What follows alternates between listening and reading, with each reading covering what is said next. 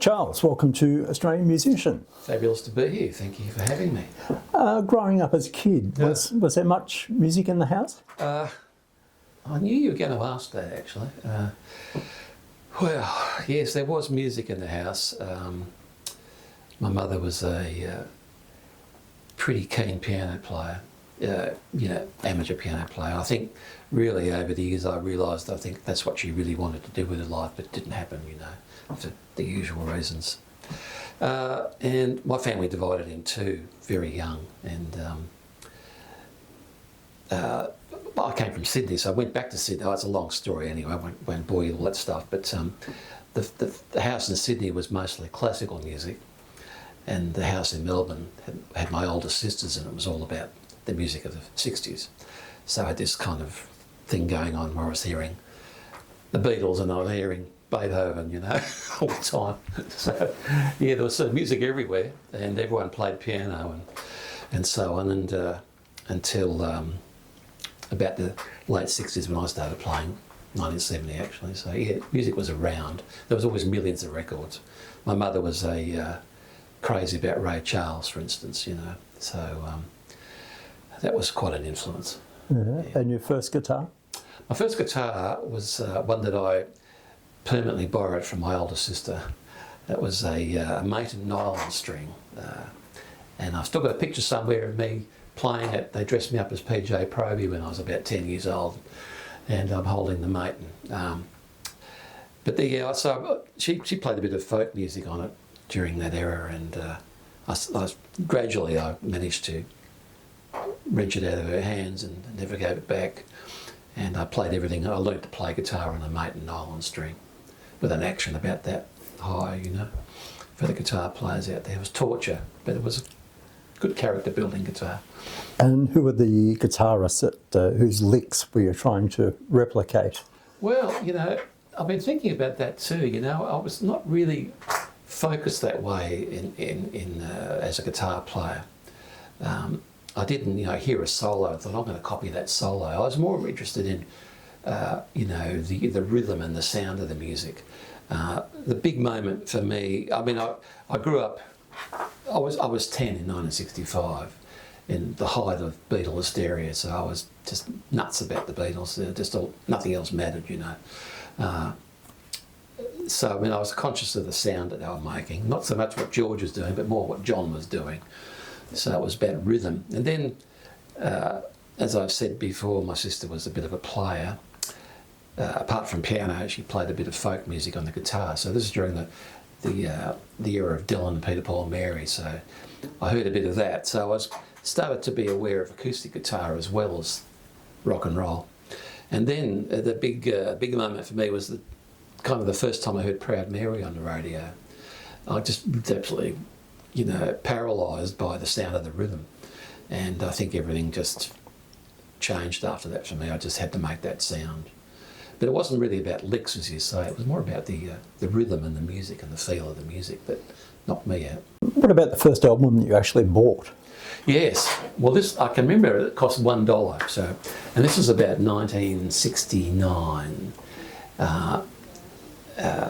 I had to go to this barber shop in Paran to get my hair butchered. We used to call him the Butcher of Paran, because in those days, if you didn't have long hair, who were you? Let's face it. Anyway, so I got my hair cut, and I noticed there's an Italian guy, and he had a box of albums in the corner of his shop now, $1 each.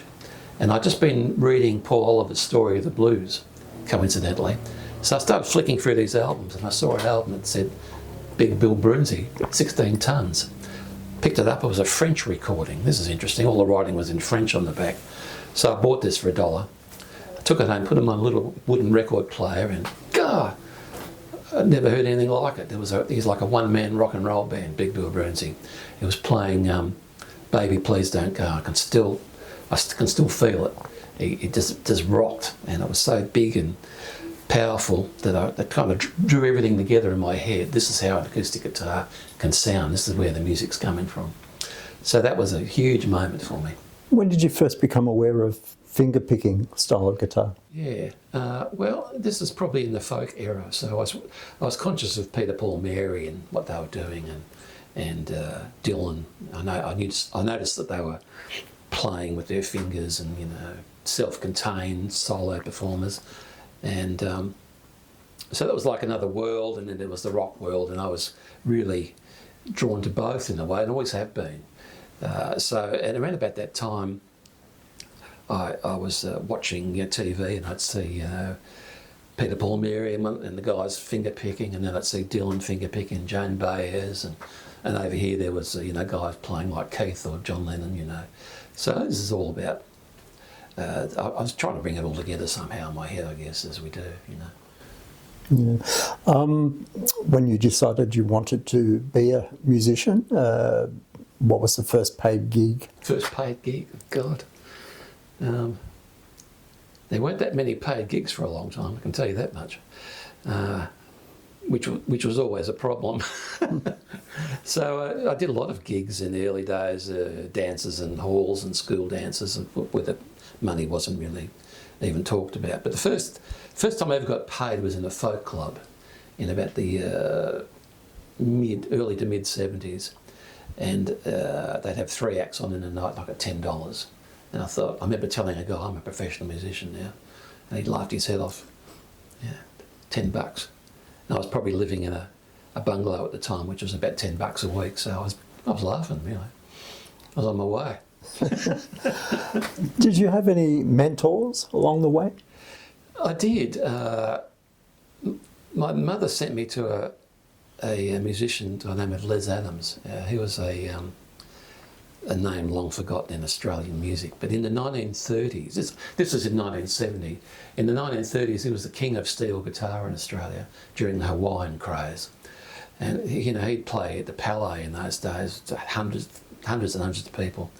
And he was a retired musician, I guess, by that stage, but I went to him for guitar lessons, and he turned me on to all sorts of things: jazz guitar players and classical musicians and dobro players and all sorts of great stuff. He was really eclectic in his tastes, and he loved the Beatles, he loved the chord progressions and so on. He was really important to me, so I went to him for about 18 months and I learned some fundamentals of guitar playing. And I sort of wished I'd stay with him longer, really, because he just knew so many things. And then I had a little bit of classical guitar tuition with a guy called Helmut Becker, who was a great classical player. And then after that, I was basically a self-taught player. I ran into Dutch Tilders in the mid-70s. He was living very close to where I did in St Kilda. And he was the first guy I saw playing authentic acoustic fingerstyle blues. So just seeing that someone was doing it was a revelation. Yeah. What would you say was your biggest career break? I'm still waiting for it, actually, to be quite honest. Oh, look, I don't really know how to answer that. Gosh. I suppose the first time I did the major festivals around Australia felt like I was, getting above water level, Port Fairy is something that really it loomed large in my mind, and I've been playing that many times over the years. I've played it 25 times now. To me, it's the major musical event in Australia, in my world. And then in the 90s, we did the Byron Bay Blues Fest many times, and I think it's the festival thing that was the big deal, At one time, I opened for B.B. King at Festival Hall. I thought, yeah, big time now. Here we are, playing at Festival Hall. Next day, I was driving a taxi, so, it was like this.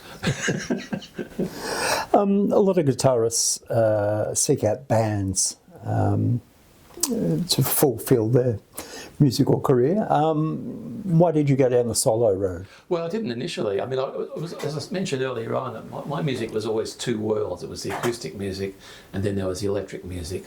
And I was sort of going between the two a lot. I've always played acoustic guitar, fingerstyle and bluegrass and country and blues, and played rock and roll.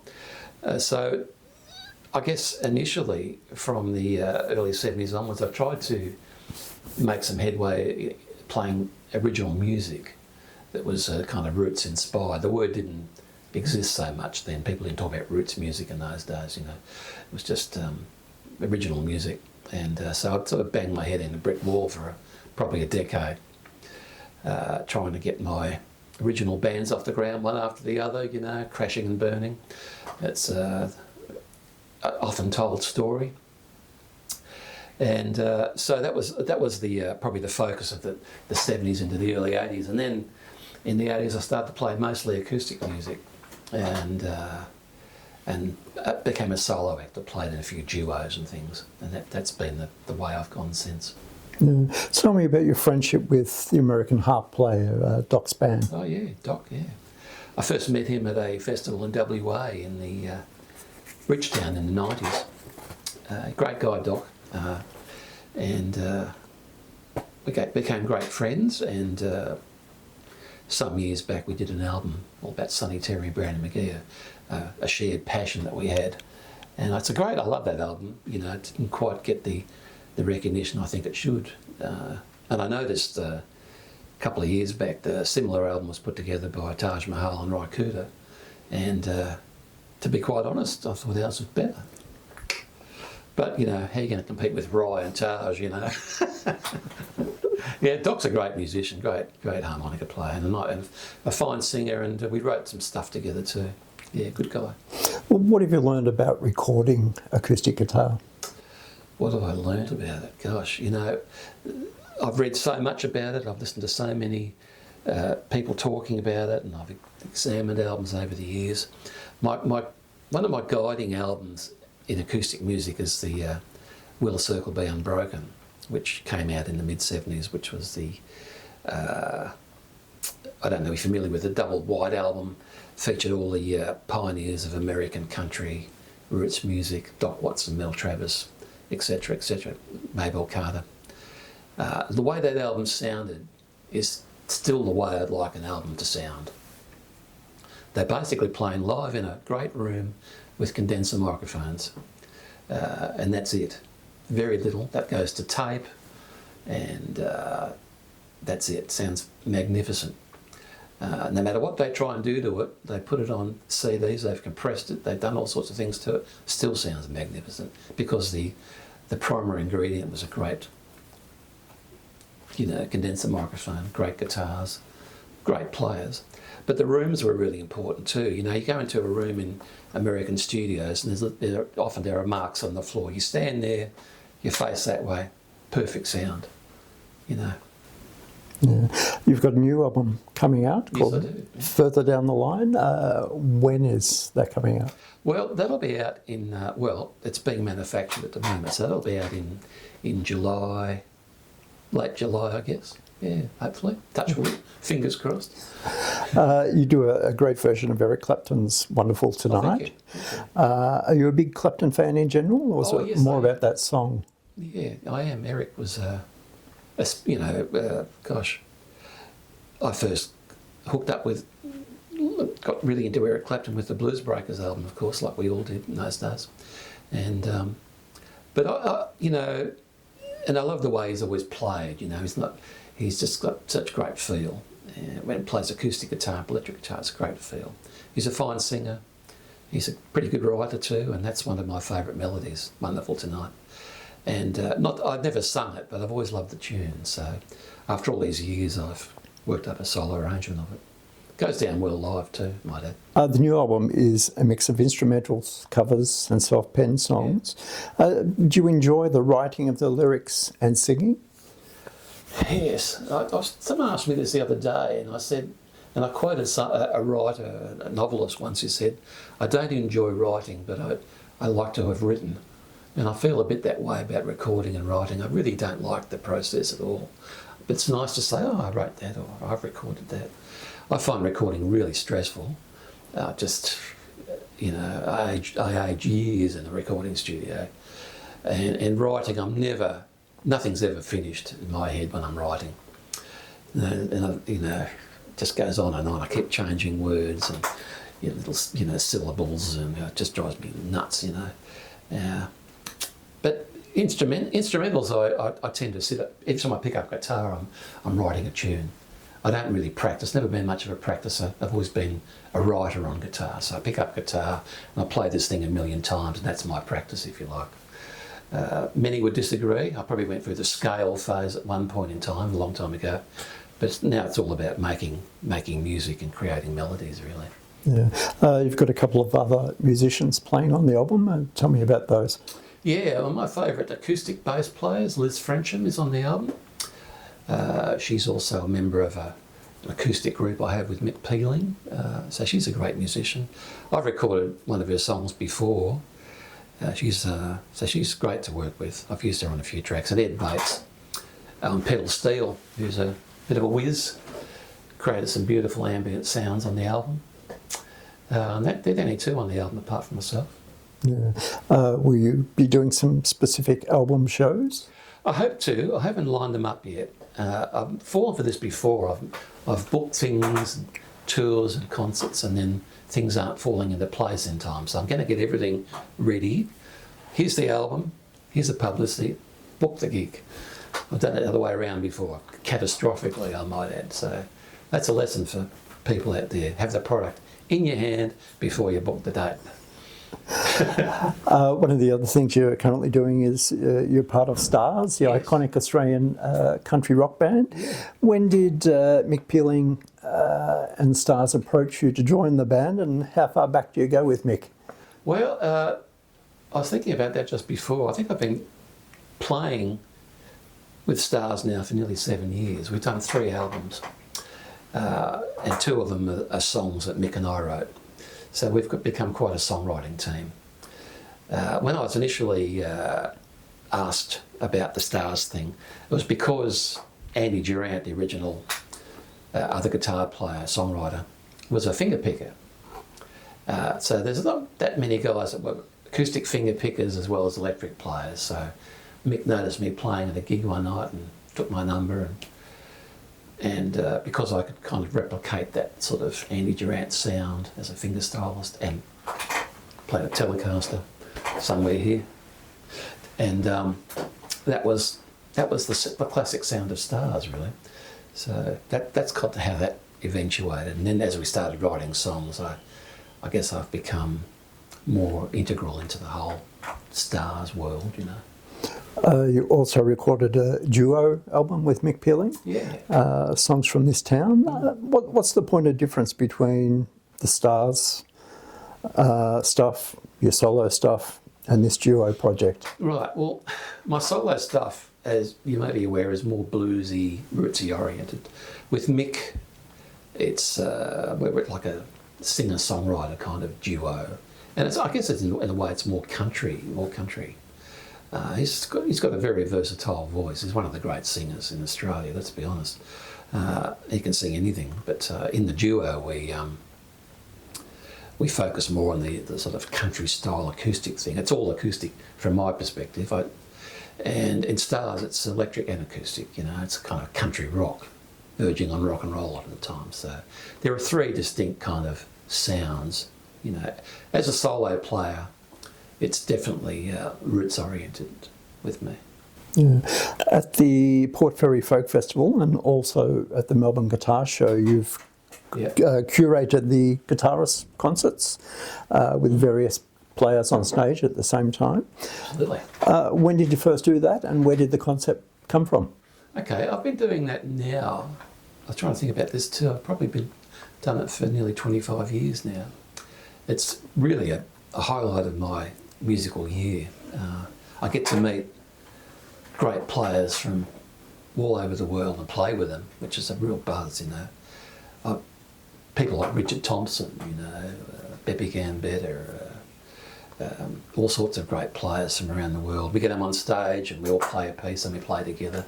And it's something to be sitting next to someone like Richard Thompson and go and play together, you know. Great musicians, so that's a real buzz. So how'd that come together?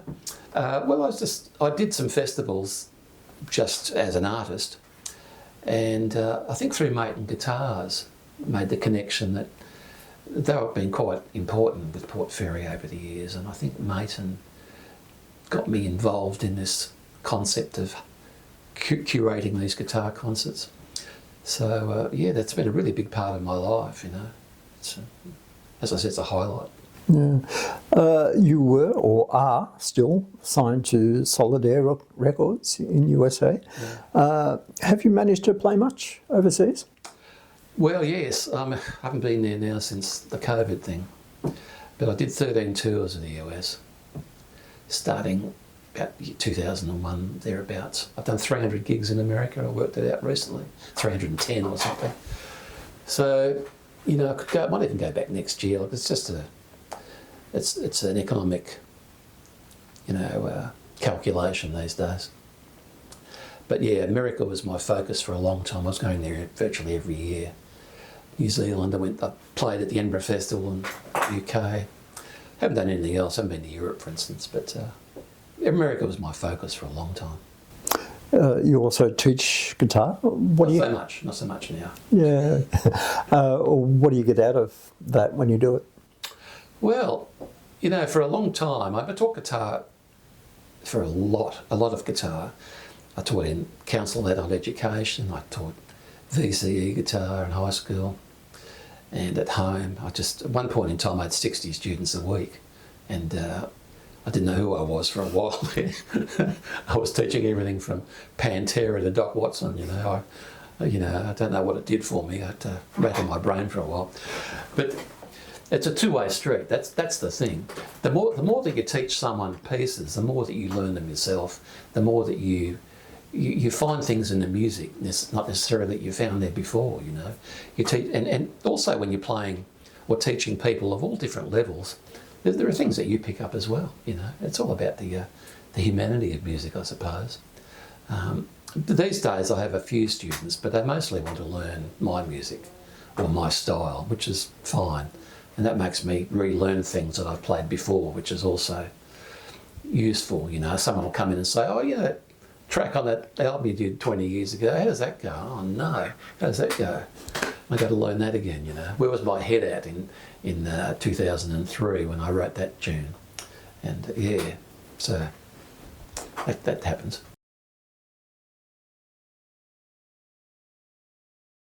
So here's my most recent guitar, made by a mate and for me. It's a heritage model, made by Andy Allen in the custom shop. Mahogany body, Adirondack spruce tops, kind of my perfect combination of timbers, really. And the ebony fretboard, which I love too. And notice, folks, this is this capoing trick here with the open E string. Guy Clark told me. So I remember I did some shows with Guy Clark at the Continental years ago. He was playing a few songs like this, and he said, "Don't tell anybody else about it." I've told the whole world about it, unfortunately. Anyway, this is a tune on this guitar.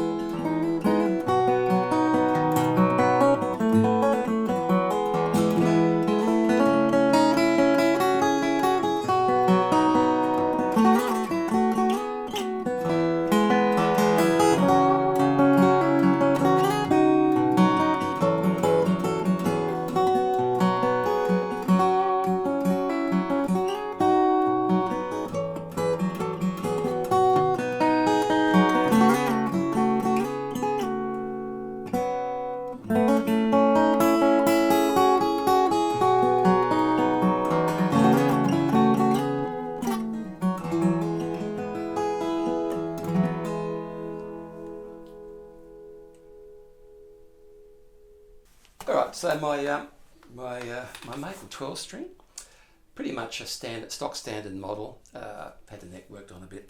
I've got it tuned down the whole tone because I like to get a bit more bottom end out of it. I tend to finger pick 12 strings. Most people just get into strumming on them, but I like to give them a bit.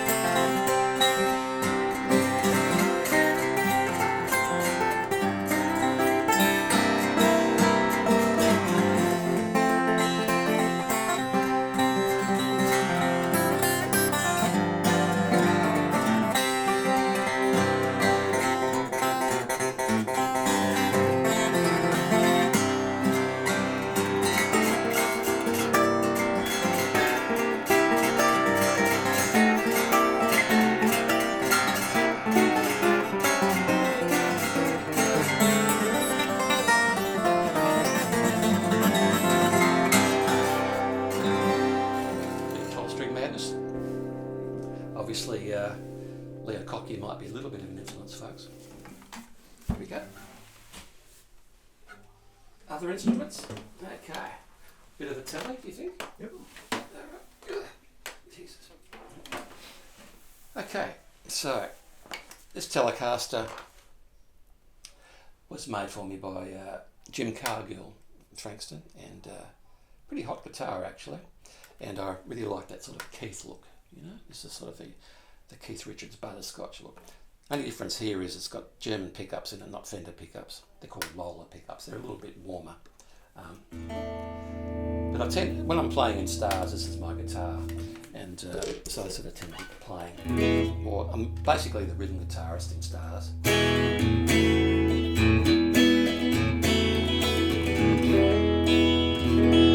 But also finger pick a bit on this too. I'll play some of the stars songs on it. These kinds of things. A bit of country blues.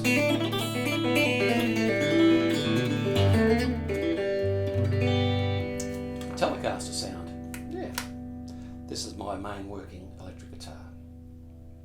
Quite pretty, I think, too. Jim's done a great job on that one. Alright.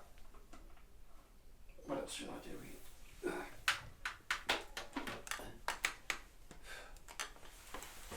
Maybe the Resophonic. Yep. I tend to use this one a lot when I'm doing sessions. It's a really great recording guitar. And it's great for ragtime music. Old style.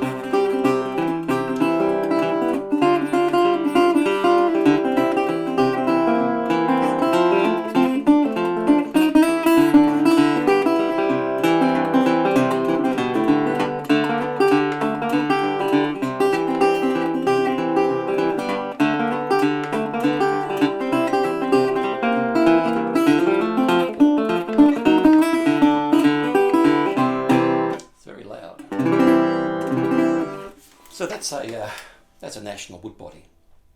So they're my main things. I guess I'm also sort of known as a bit of a mandolin player, so I should play a bit of that. I tend to use this mostly in sessions these days, mandolin, but I did, through the 90s I played a lot of mandolin, and I stopped playing it really because it was causing me some RSI problems. But you know, I tend to play, unlike bluegrass players, I tend to play more sort of funky blues on these things. I like the way Roy Cooder played mandolin. That really sort of turned me on in the early days.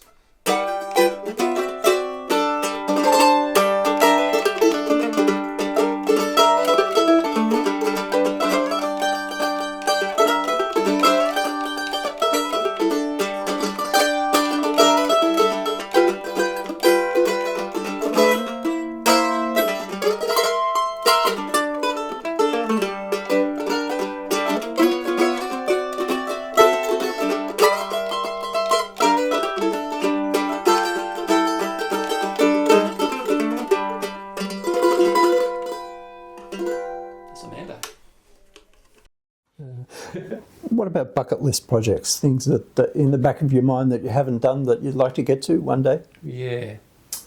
Well, what are bucket list projects? I've always wanted to take my what I consider my better instrumentals and have string arrangements for them, like real strings, not synthetic strings. And I started doing that before COVID with a string arranger, and it sort of just stopped, became financially very demanding. So that's something I'd really like to do.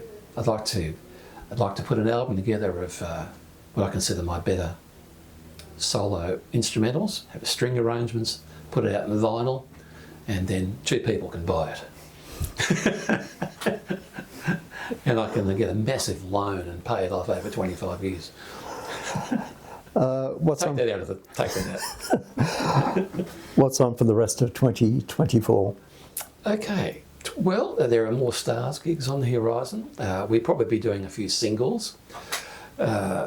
We've talked about this, and singles are a strange beast these days. They just things that appear on the internet. You know, there's no single anymore. Here's my single. What's on the other side? Glory days. So we'll be doing a few of those. I'll be touring my new album, hopefully a lot. And I'm going to Adelaide in a few weeks. I'll be going to Sydney. And I'd like to do maybe for Port Fairy next year, I'd like to do a best of solo instrumental vinyl, but someone's got to pay for it. You know. They're my plans, best laid plans, as they say. What are you most proud of in your music career? Yeah, okay. That probably under the banner of highlights too, I suppose. I guess you talked about Solitaire Records before in the US. They got in touch with me a couple of times about these celebrations of great American composers. The first one I was asked to contribute to was a Cole Porter album. So they got their players from all around the world, fabulous guitar players, and we all did Cole Porter tunes. I did Get a Kick Out of You. That was nominated for a Grammy. So that was pretty exciting. Didn't get the Grammy. The one before that I hadn't been involved with was called Pink Guitar. That did win the Grammy for Best Instrumental Album of the Year. But it's the same players. And then the next one I was asked to be involved with was the Lieber and Stoller tribute album in America, which had to go past Lieber and Stoller too, and they had to approve the pieces. They asked me to do a version of Stand By Me. And that was a monumental moment for me because, first of all, they liked my version of it. And the transcription came out in Acoustic Guitar magazine, which was kind of my acoustic Bible, still is, you know. So I was pretty chuffed about that. And I still play that version live. And then the next one was the Sherman Brothers, the guys who wrote all the Disney tunes. I did a tune for that, so did Tommy Emmanuel, so with the 2 Australian guys on it. And they've been musically real big highlights to me. I'm very proud of those. I think there's some great music on those. They're our interpretations of these famous pieces. Yeah. Right, Nick Charles, thanks for your time. It's been a pleasure. Been a pleasure to talk about these things. Remember them.